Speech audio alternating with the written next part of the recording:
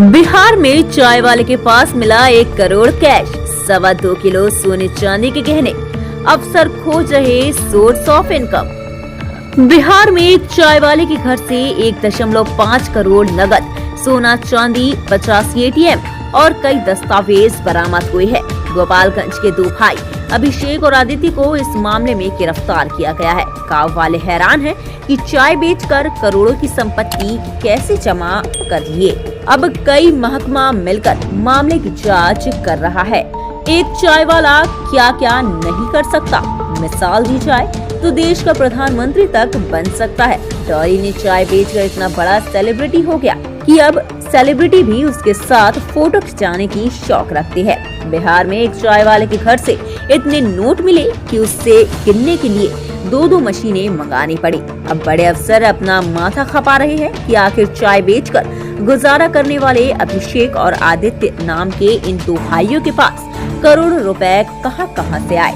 सिर्फ नोटों की गड्डियां ही नहीं मिली, 1,05,49,850 रुपए कैश के अलावा 344 ग्राम सोने के गहने, 1 किलो 775 ग्राम चांदी के गहने, 85 ATM, 75 passbook, 28 chequebook, 2 Aadhaar card, 1 PAN card, 1 passport, 2 RC, 1 driving licence, 3 mobile, 1 laptop और 1 कार्ड जब्त किया गया।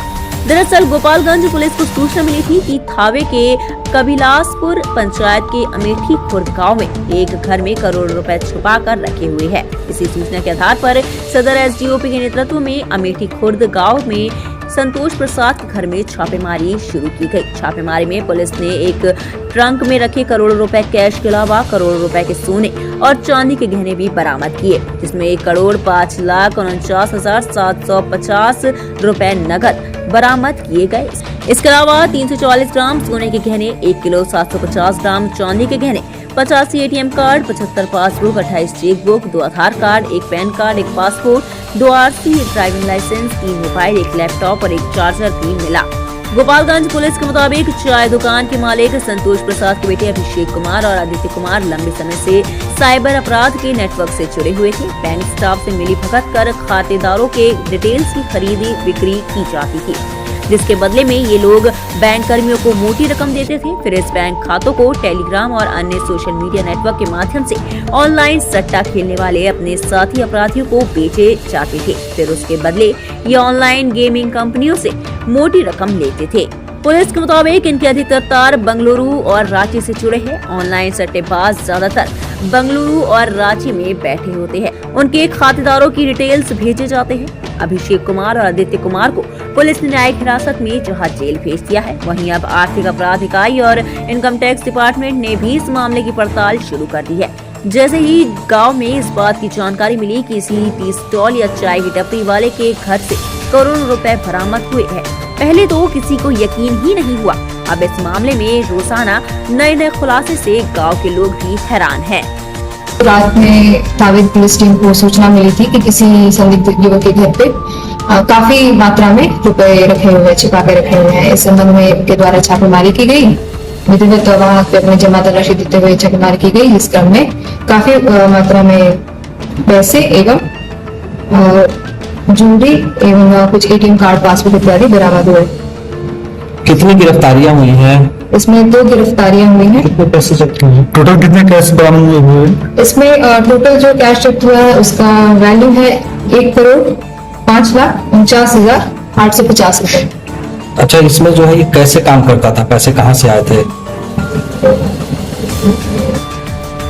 इसमें इनका काम था, ये अकाउंट अलग जगह से कुरियर से मंगाते थे, उन अकाउंट्स को बेचते थे और उन अकाउंट्स का भी प्रयोग साइबर ठगी की राशि के लेन देन के लिए करते थे।